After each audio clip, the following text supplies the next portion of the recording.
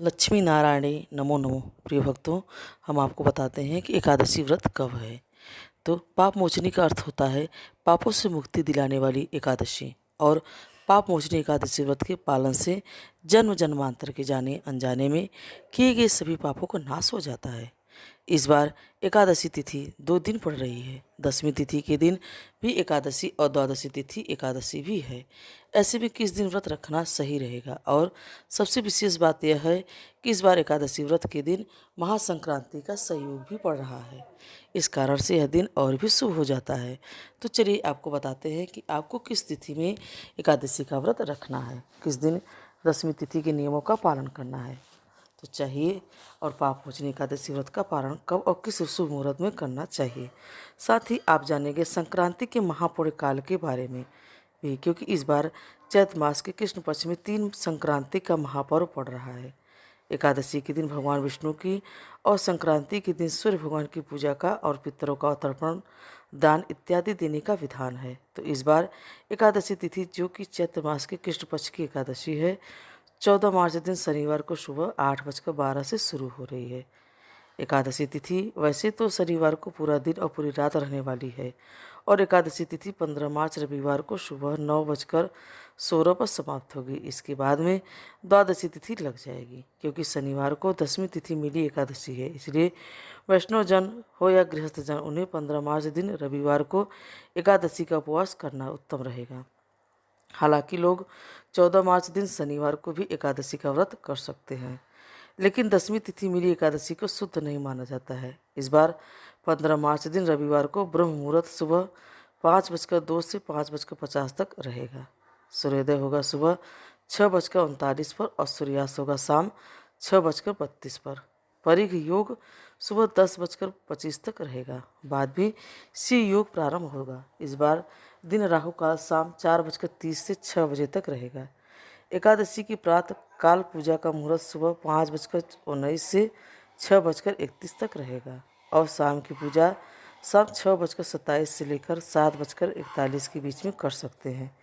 क्योंकि इस दिन रविवार पड़ रहा है, एकादशी है, इसलिए एकादशी के नियमों का पालन करते हुए रविवार को के दिन ही तुलसी जी में जल अर्पित कर सकते हैं। इसलिए एकादशी के जल अर्पित ना करें, लेकिन सुबह और शाम तुलसी जी में धूप दीप अवश्य जलाएं, क्योंकि 15 मार्च दिन रविवार को ही मीन संक्रांति का महापर्व भी है। तो इस दिन पुण्य काल और महापुण्य काल का विशेष महत्व रहता है। तो इस दिन पुण्य काल सुबह 6:31 से लेकर दोपहर 12:30 तक रहेगा। वही महापुण्य काल का समय सुबह 6:31 से 8:31 तक रहेगा। तो इन दोनों शुभ मुहूर्तों में आप एकादशी की भी और मीन संक्रांति की भी पूजा कर सकते हैं, जिसमें सूर्य देव की श्री विष्णु भगवान की पूजा कर सकते हैं। पितरों को जल अर्पित कर सकते हैं, क्योंकि संक्रांति के दिन पितरों के नाम से जो कुछ भी शुभ काम किए जाते हैं, जैसे कि दान पुण्य तर्पण श्राद्ध पिंडदान आदि, उनसे पितरों को भी मुक्ति मिलती है। और द्वादशी तिथि 15 मार्च रविवार को सुबह 9:17 से शुरू होगी। इसी के साथ हरिवासर का समय भी शुरू हो जाता है। 16 मार्च सोमवार को सुबह 9:41 तक द्वादशी तिथि का समापन होगा। अगर जो लोग जानकारी के अभाव में या फिर एकादशी लग रही है, इस कारण से शनिवार को एकादशी का उपवास रख रहे हैं, उनके लिए जानकारी दे दें कि रविवार को सुबह से लेकर दोपहर के बाद तक हरिवासर का समय रहेगा, जिस दौरान एकादशी का व्रत नहीं खोला जाता है। और 16 मार्च सोमवार को ब्रह्म मुहूर्त सुबह 5:01 से 5:49 तक रहेगा। इस दिन सूर्योदय होगा सुबह 6:38 पर और सूर्यास्त होगा शाम 6:32 पर। और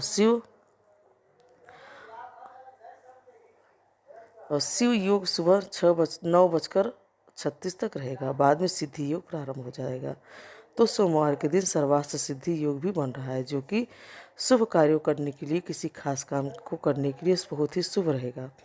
राहु काल सुबह 7:30 से 9 बजे तक रहेगा। हरिवासर का समय 15 मार्च के दिन रविवार को यानी मीन संक्रांति के दिन, जिस दिन एकादशी का उपवास भी रहेगा, आप 4 बजे तक समाप्त होगा। तो इस दौरान केवल पूजा पाठ मंत्र जाप भजन कीर्तन कर सकते हैं। हरिवासर के दौरान व्रत नहीं खोला जाता है। और ऐसे में इस बार पाप मोचनी एकादशी व्रत का पारण 16 मार्च दिन सोमवार को सुबह 6:30 बजे से लेकर 8:54 तक कर सकते हैं। ध्यान रखिएगा कि द्वादशी तिथि बीतने से पहले आपको एकादशी का व्रत खोल लेना है। तो पहले भगवान को सात्विक चीज़ों का भोग लगा करके आप पूजा करके फिर अपने व्रत को खोलिए। तो भक्तों, आपको यह जानकारी कैसी लगी? अच्छी लगी हो तो कमेंट में हमें ज़रूर बताएं। अगर आप हमारे चैनल पर नए हैं तो प्लीज़ हमें लाइक और सब्सक्राइब ज़रूर करें। हर राधे, हर हर महादेव।